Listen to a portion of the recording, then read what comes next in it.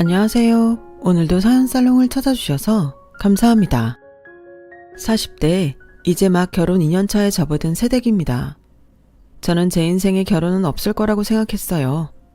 외모가 뛰어나지도 못하고 벌어놓은 돈도 없고 학벌이나 직업, 그리고 집안 같은 든든한 배경도 없었거든요. 그래서 이렇게 늦은 나이에 6살이나 어린 평생 배필을 만나 사랑받게 될 줄은 정말이지 상상도 못했어요. 그만큼 제 지난날은 희망이라는 단어조차 가슴에 품는 것이 사치였고 제 마음은 온통 누군가를 향한 원망과 미움으로 가득 차 있었어요. 여러분들도 누군가를 죽도록 미워해 본 적이 있으신가요? 저는 누군가를 미워하기 위해 살았다고 해도 전혀 이상하지 않은 인생을 살았어요. 이상하게 들릴 수도 있는데 그 미움이 오히려 저를 쉬고 싶어도 쉬지 못하게 했고 죽고 싶어도 죽지 못하게 했죠. 제가 그렇게 미워하고 원망한 사람은 바로 제 아버지예요. 아이러니하게도 저희 아버지는 자타가 알아주는 아주 착한 사람이에요. 너무 착해서 가족을 힘들고 고통스럽게 하는 그런 사람이었죠. 너무 착해 거절도 못하는 아버지라 그 탓에 사업을 하던 친구의 빚 보증을 섰고 아버지는 친구의 빚을 고스란히 떠안아 갖고 있던 돈은 물론이고 살고 있던 전세 보증금까지 모두 날리게 되었어요. 그리고도 그 빚이 얼마나 많았는지 가진 것을 다 잃고도 감당하기 어려운 빚은 여전히 남아 있었어요. 그때 당시 제 나이는 15살이었고 또래 아이들이 그렇듯 사춘기의 터널을 지나가고 있었는데요. 하필 그 시기에 아빠의 빚 보증 일이 터지고 엄마는 억울함과 주체하지 못하는 분노에 거의 제정신으로 살지 못했어요. 착해 빠진 아버지는 그런 엄마에게 미안하다는 말 말고는 아무 말도 하지 못했고 그 모습을 보고 있으면 어렸던 저도 속이 터질 것 같았어요. 그런데 설상가상으로 경기가 나빠져 아버지는 다니고 있던 직장에서도 정리해고를 당하셨어요. 그야말로 저희 가족은 이젠 정말 죽으라는 건가 하며 세상을 원망했죠. 그렇게 하루아침에 길거리에 나앉게 된 우리 집은 어떤 희망도 없이 친척들 집을 전전했어요. 친척들의 눈칫밥에 몇 번이고 가출을 생각했던 적도 있었는데요. 그러다 겨우 친척들이 마련해준 돈으로 사정사정을 해서 상가에 딸린 지하방을 얻어 들어가게 되었고 얼마 후 엄마는 시장에 다녀오겠다고 나서더니 그 길로 집을 나가버렸어요.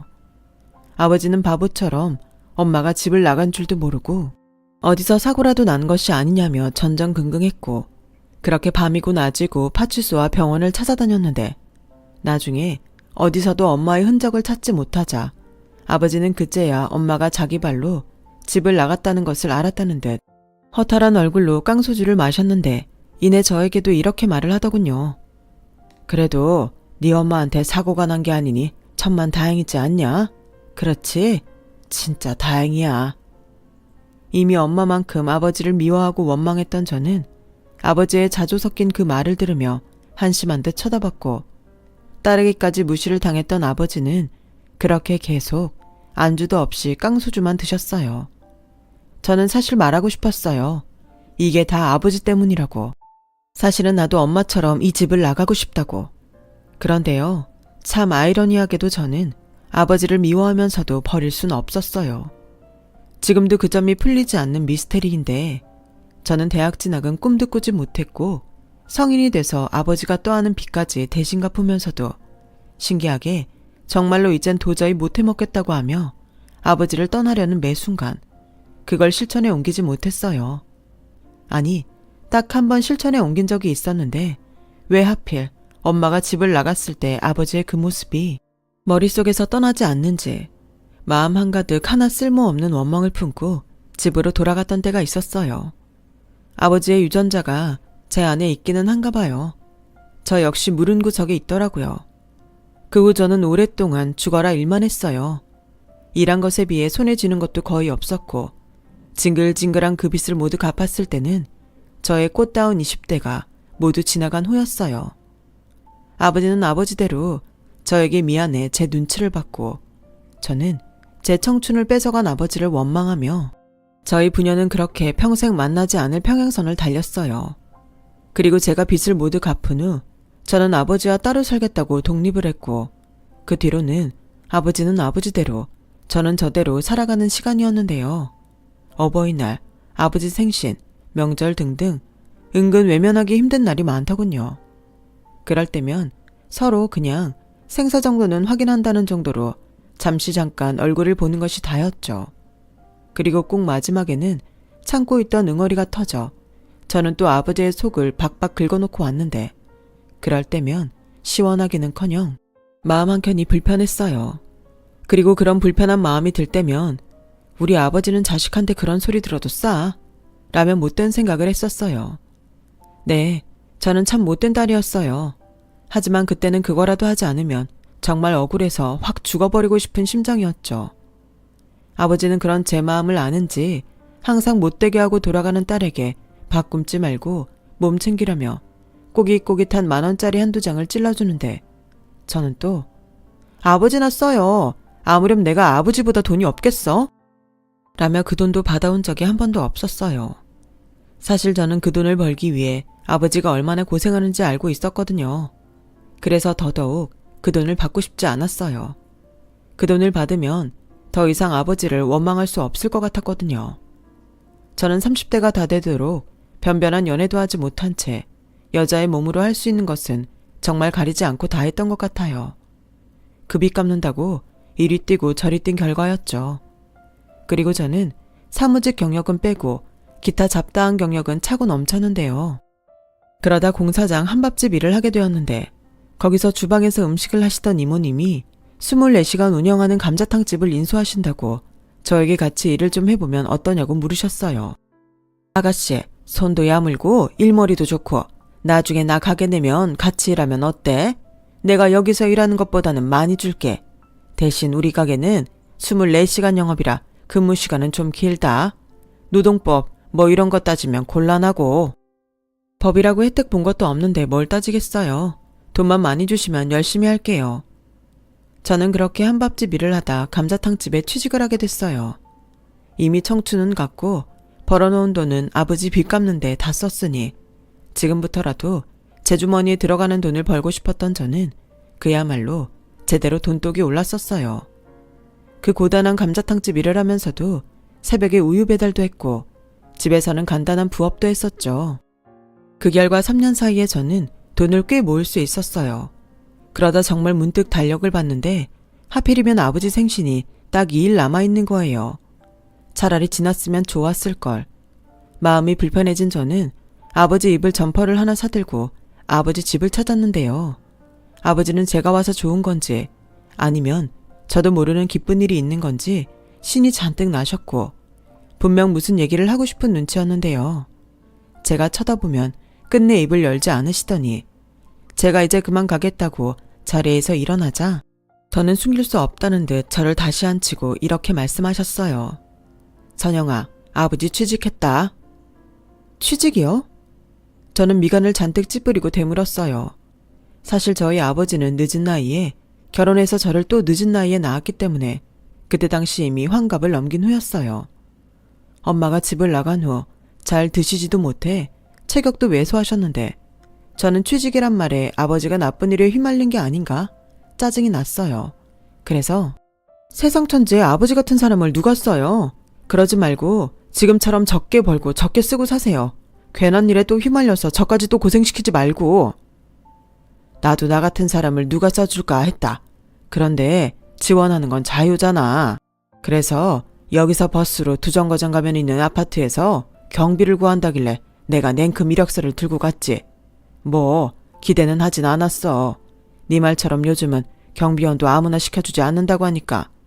그런데 글쎄 오늘 나한테 내일 모레부터 출근하라는 연락이 온 거야.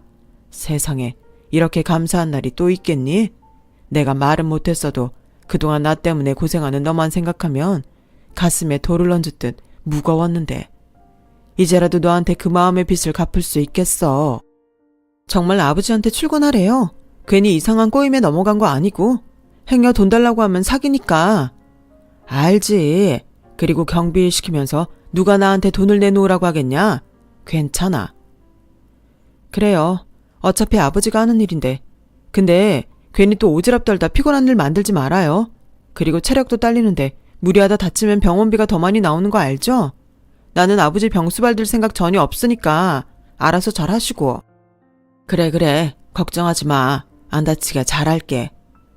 누가 걱정을 한다고. 저한테 또 피해주지 말라는 소리예요. 저 이만 갈게요. 새벽에 일어나려면 지금 가서 자야 해서. 그래. 오늘 애비 생일 챙겨줘서 고맙다. 잠바 잘 입을게. 그리고 너도 너무 무리하지 마. 젊은 사람도 힘들면 탈난다. 알겠지?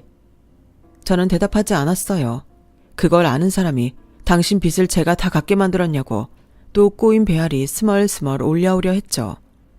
하지만 날이 날이니만큼 저도 애써 참았어요.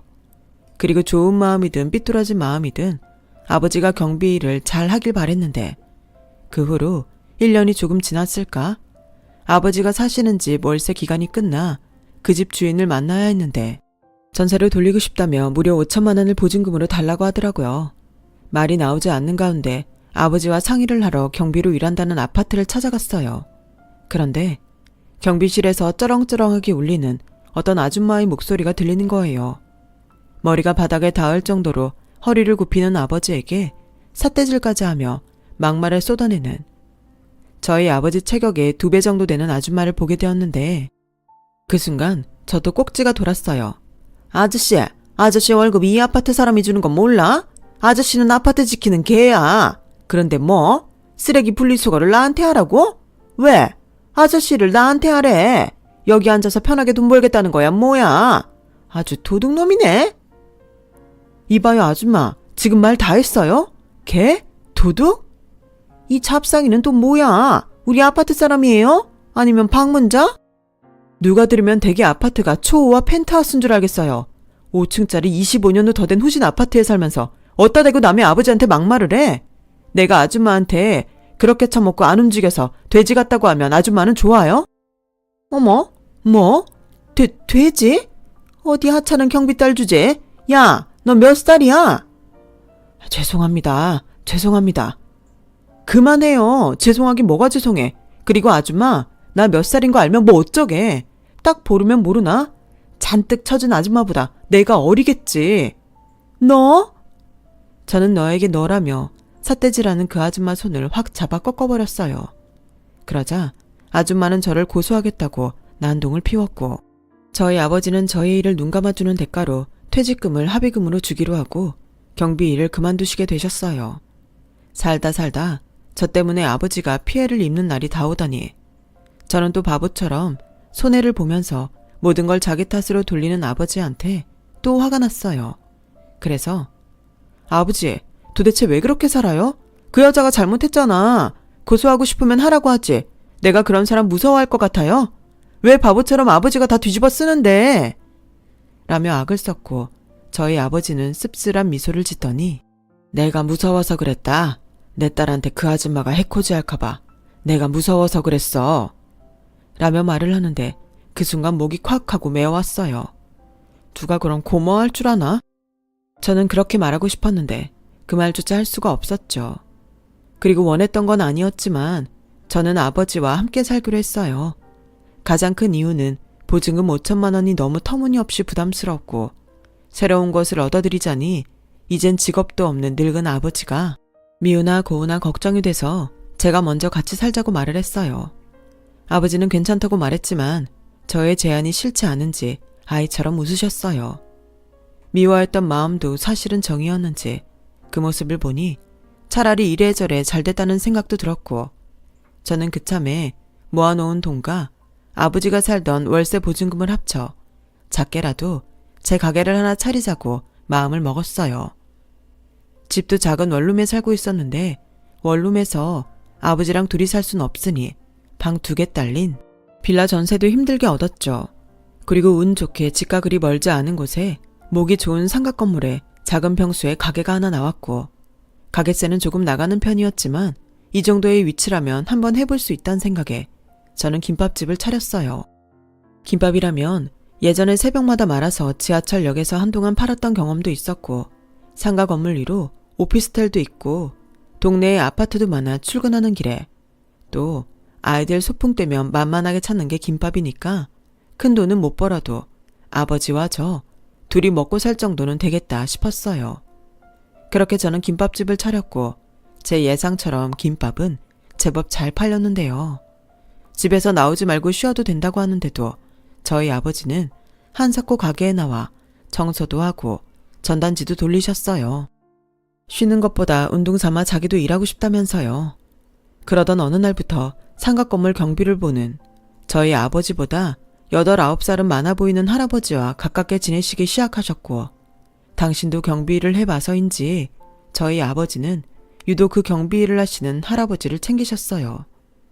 저한테 점심때면 김밥 한 줄 그냥 드리자고 할 정도였죠.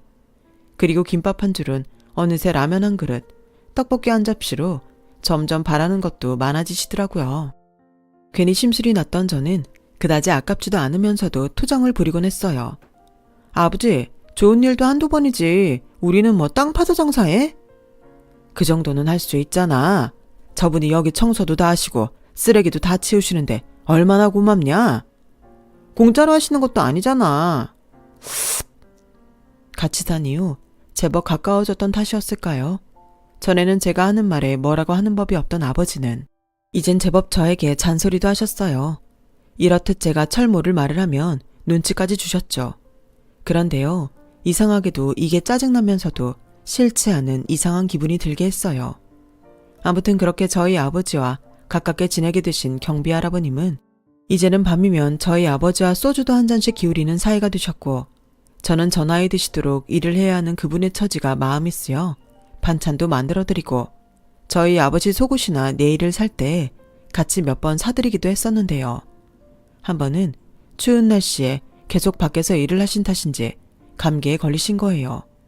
기침을 심하게 하셨는데 저는 그것이 또 마음에 걸려 약국에서 감기약을 사다 드린 적이 있었어요. 그런데 하필 또 그곳에서 보지 않았으면 좋았을 장면을 보게 되었어요. 저의 성질머리는 그날도 참는 법이 없었네요. 이봐요. 당신 경비면 일 똑바로 해. 왜 항상 우리 가게 앞만 청소를 안 해? 그 코딱지만한 김밥집 앞은 그렇게 쓸고 닦으면서 경비 주제에 차별하는 거야? 무슨 돈으로 월급 받는 줄 알죠? 그리고 목욕 좀 하고 다녀요. 노인네 냄새가 얼마나 지독한 줄 알아요? 이러면 가게 오는 손님들도 다 싫어하지. 할아버지 때문에 손님 끊기면 할아버지가 책임질 거예요? 아, 질 거냐고. 이봐요, 임씨 아줌마. 아줌마 지금 갑질해요? 요즘 세상이 얼마나 무서운데 대낮에 소란을 피워. 이봐요? 너 지금 나한테 하는 소리니? 아줌마도 이분한테 이봐요라고 했잖아. 아줌마는 되고 남은 아줌마한테 이봐요 하면 안 돼? 야, 너 몇 살이야? 어디서 반말을 찍찍하고? 아줌마도 이분한테 반말하길래 난 아줌마가 아메리카 스타일인 줄 알았지. 자기는 한참 어른한테 함부로 하면서 남이 자기한테 그러는 건 싫은가 봐? 사람이 어쩜 그렇게 후지지? 기가 막혀. 코딱지만한 가게 하면서 지금 나한테 덤비는 거야? 이 건물에서 내 미용실이 제일 넓은 거 알지? 여기서 가게세 내가 제일 많이 낸다고. 내가 확 건물 주인한테 문제 제기해봐. 당장 이 할아버지부터 잘릴 텐데. 무섭네. 그러게 여기서 월세는 제일 많이 내면서 그 미용실 파리만 날린다며 조만간 제일 먼저 가게 빼는 거 아니야? 야! 왜? 자, 그만들 하세요. 다 제 잘못입니다. 제가 앞으로 잘할 테니 두 분 진정하세요. 할아버님이 정말 잘못하셨어요. 부당한 건 부당하다 하셔야죠. 저 여자가 그렇게 무서우세요? 당연히 무섭지. 난 여기 세 내는 가게 주인이고 이 할아버지는 내가 내는 돈에서 월급 받는 사람인데 그리고 나처럼 불만 있는 사람이 없는 것 같아? 2층 세탁소 아저씨도 불만이 많고 1층 빵집 여자도 이 할아버지한테 불만 많아. 왜 나한테만 그래? 나한테 뭐 앙심 있어? 아니, 없어. 그러니까 아줌마 말고도 여기서 갑질하는 사람이 한둘이 아니라는 소리네. 그래서 뭐 다른 사람들도 다 하니까 아줌마도 괜찮다고? 아줌마는 부모도 없어? 이 할아버지 월급에 몇 푼이나 붙은다고 그렇게 유세인데 진짜 꼴 같지 않네. 뭐? 너 말 다 했냐? 아니 왜? 더 제대로 한번 붙어볼까? 그럼 아예 건물 밖 사람 많은 데서 한번 제대로 붙어보든가. 어이없어 정말. 이건 뭐 완전 또라이잖아. 내가 무서워서가 아니라 더러워서 피한다. 재수가 없으려니까. 그렇게 미용실 운영하는 임씨 아줌마는 서둘러 자리를 피했어요. 자기도 알겠죠. 밖에 나가 싸우면 자기가 더 쪽팔리다는 것을요. 하지만 할아버님은 그 일에 충격이 컸는지 그 친한 저희 아버지한테도 말하지 않고 경비 일을 그만두셨어요. 저희 아버지는 그분이 얼마나 속이 상했으면 그랬겠냐며 한동안 자기 일처럼 마음 아파하셨고 저는 또한 오지랖이고 핀잔을 주면서도 저 역시 마음이 좋지 않았어요. 신경도 좀 쓰였고요. 그러던 어느 날 건물주라는 사람에게서 상가 공지사항이 있다며 상가 주인 모두 모여달라는 연락이 왔었어요. 가게 계약할 때도 건물주가 부동산에서 모든 것을 위임해서 얼굴조차 본 적이 없었는데 괜히 무슨 일일까 긴장이 되더라고요. 그렇게 날짜가 다가와 저를 포함한 상가 주인들이 한자리에 모였어요. 그곳엔 얼마 전 저와 다퉜던 임씨 아줌마도 있었죠. 그리고 처음 보는 웬 젊은 남자가 나타나 자기를 건물주라고 소개하는데 딱 봐도 금수저 같더라고요. 누군 좋겠네. 태어날 때부터 로또를 물고 나와서 고생 한번 안 하고 이렇게 큰 건물까지 갖고 있다니. 저는 잘 알지도 못하면서 건물주 남자를 부러워하고 샘을 냈어요. 그런데 그 남자 입에서 뜻밖의 소리가 나왔고 저를 포함한 모두는 눈이 휘둥그레졌는데요. 그 남자의 말은 이랬어요. 다들 아실 거라 생각합니다. 여기서 그동안 경비를 봐주셨던 분이 그만두시겠다고 하셨어요. 심적으로 많이 힘드셨다고. 상처를 꽤 받으신 것 같더군요. 사실 그분이 욕심이 없으셔서 거의 최소임금만 받으셨거든요. 근데 이제 다른 사람을 구해야 하니 비용이 이전보다는 더 들 것 같습니다. 어머, 요즘 경기가 얼마나 나쁜데 이런 식으로 돈을 올리세요? 저는 올린 적 없어요. 관리비에 변동이 생겨 공지하는 거죠. 업체 선정 끝나는 대로 관리비 차입금을 안내하도록 하겠습니다. 그리고 관리비는 지금 임대하신 가게 면적 대비 비례하게 적용될 테니 참고하세요. 뭐예요? 왜 그걸 면적을 따져요? 가게가 더 넓다고 뭐 더 관리해주나? 가게 앞에 청소하잖아요. 그동안 관리비는 다 똑같이 청구했는데 어떤 분께서 자기가 더 많이 내신다고 하셔서 이번 기회에 공평하게 큰 면적은 많이, 작은 면적은 적게 거드려 합니다. 아마 가게가 작으신 분들은 그동안 내셨던 것보다 관리비가 적어지실 거예요. 아니, 그런 소리를 누가 했다고? 이런 역차별이 어딨어요? 대체 그런 막말한 사람이 누구예요? 왜 애매한 사람들한테 피해를 주는지 모르겠네? 참 뻔뻔하기도 하지. 임씨 아줌마는 마치 자기가 아닌 다른 사람이 그런 소리를 했다는 듯 오히려 자기가 상가 주인들에게 어이없다 큰 소리를 냈어요. 그러다 저와 눈이 딱 마주쳤고 자기도 민망한지 헛기침을 하며 시선을 돌리더군요. 그렇게 누군가는 불만을 또 누군가는 미소를 짓고 그 자리는 파했어요. 그런데 그 젊은 남자가 저에게 쓱 다가왔고 혹시 김밥집 사장님이세요? 라고 말을 거는데 저도 한낱 의리다 보니 아, 예, 저 맞는데요. 왜요? 라며 긴장하게 됐고 건물주 남자는 사람들이 다 가고 나면 할 얘기가 있다고 저보고 잠시 남으라고 했어요. 그리고 잔뜩 긴장하고 있는 저에게 건물주 남자는 어디서 났는지 따뜻한 커피까지 저에게 건넸고 저는 두 손으로 그 커피를 받았는데요. 그 뒤에 이어진 그 남자의 말에 하마터면 그 커피를 바닥에 쏟을 뻔했어요. 사실 여기 건물주 저 아닙니다. 저는 그냥 대리인이에요. 아, 네. 건물주분이 엄청 바쁘신가 봐요. 이렇게 다 남한테 일을 맡기시고. 그게요. 경비 보셨던 분 있잖아요. 사실 그분이 건물주세요. 네? 그 할아버님이 건물주시라고요? 네. 워낙 이 건물에 애정이 많으셔서 제가 한사코 반대를 했는데도 여기 경비를 직접 하시겠다고 하셨어요. 남한테 맡기면 다 엉망된다고. 아, 참고로 저는 그분 손자입니다. 평소에 김밥집 사장님이랑 사장님 아버님 얘기 많이 들었어요. 그래서 어떤 분인지 궁금했는데 듣던 대로 미인이시네요. 네? 아니, 제가요? 감사해요. 저희 할아버지 도와주셔서. 사실 저 많이 벼르고 있었거든요. 저 CCTV로 다 봤어요. 그래서 이번 기회로 제가 경비일 못하게 한 거예요. 그런 갑질을 저희 할아버지가 당하실 이유가 없으니까. 저는 이 남자의 말에 깜짝 놀랄 수밖에 없었어요. CCTV를 봤더니 제가 임씨 아줌마한테 덤벼든 것도 다 봤을 테니까요. 저는 순간 창피해서 얼굴이 붉게 달아올랐어요. 그러자 이 남자는 저희 할아버지께서 사장님이랑 사장님 아버님께 근사한 식사 대접해드리라고 신신당부하셨는데 어떻게 저한테 오늘 시간 한번 내주실 수 있을까요? 사실은 저희 할아버지가 아까부터 차에서 기다리고 계세요. 이참에 같이 가자고 하니 상가 사람들 놀란다고 안 가신다고 고집을 피우셔서. 저는 그 말에 정말 얼떨떨했어요. 그리고 정신을 차려보니 고급스러운 한정식 집에 앉아 있었고 잠시 후 제가 평소 보던 경비복 차림의 할아버지가 아닌 근사한 정장을 빼입은 할아버님이 그 손자라는 남자와 함께 들어오셨는데 옷이 날개라는 말이 맞는지 사람이 전혀 달라 보이는 거 있죠. 저도 저희 아버지도 세상 가깝게 지냈던 분이었는데 얼굴도 제대로 쳐다보지 못했어요. 그저 저희보다 사정이 어려운 어르신인 줄 알았는데 이건 뭐 번데기 앞에서 주름을 잡았던 격이잖아요. 그런데 아니 그 목소리 큰 대장부는 어디 가고 이렇게 얌전 빼는 아가씨가 앉아있나? 내 차림이 영 그런가요? 역시 경비복을 입고 왔어야 하나?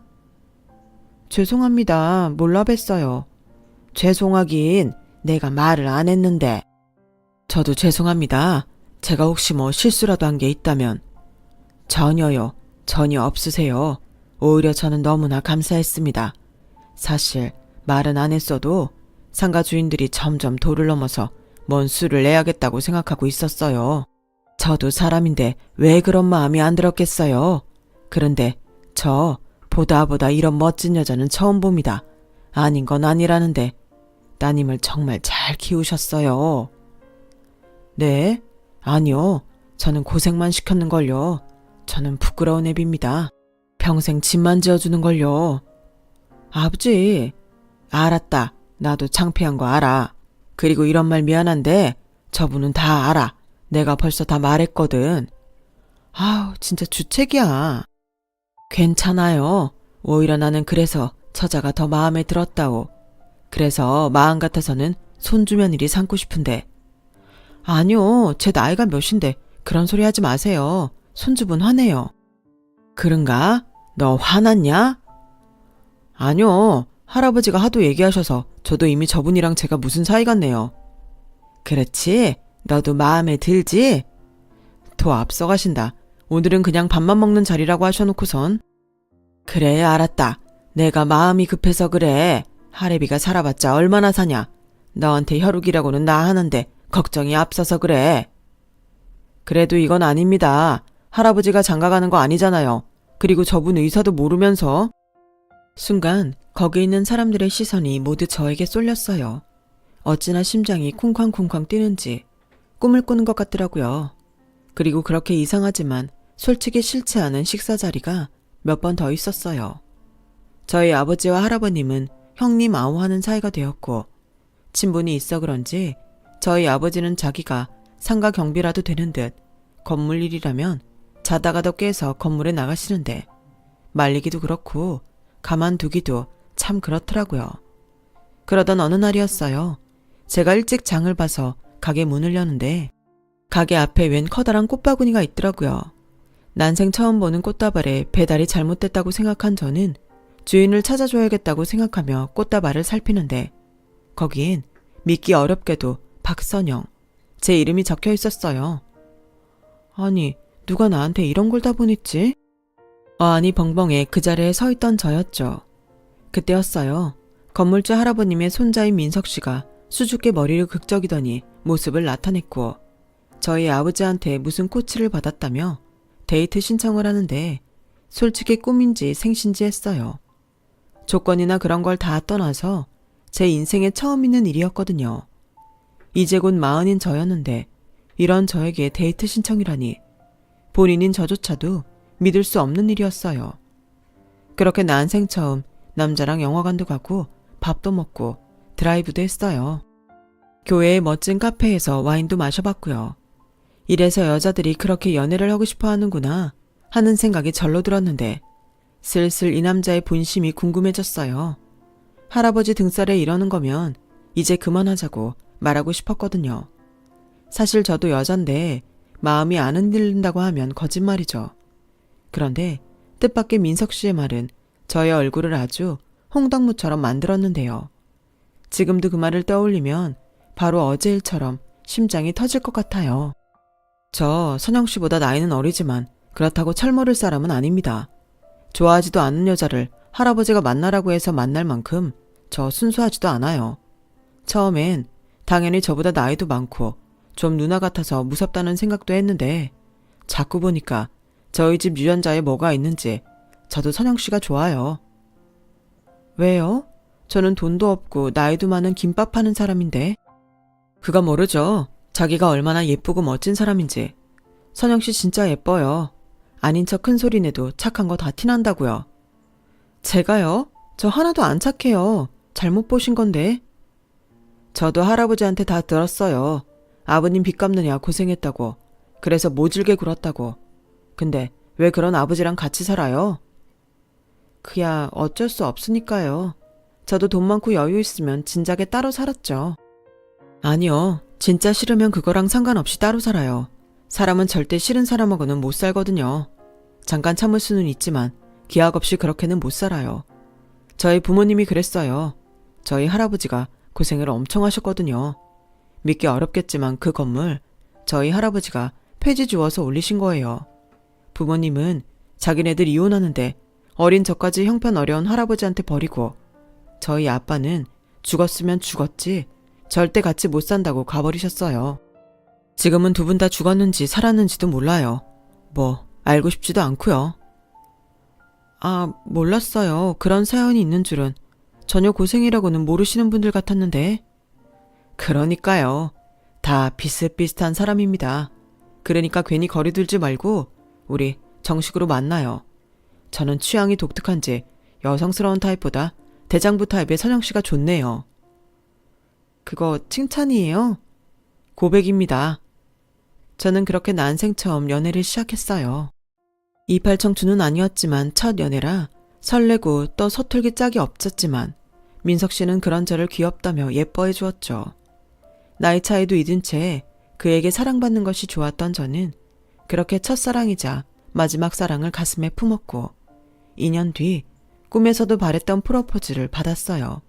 그것도 무려 두 사람에게서요. 그 사람은 제가 사랑한 민석 씨였고 민석 씨의 행복을 간절히 바라는 할아버님이셨죠.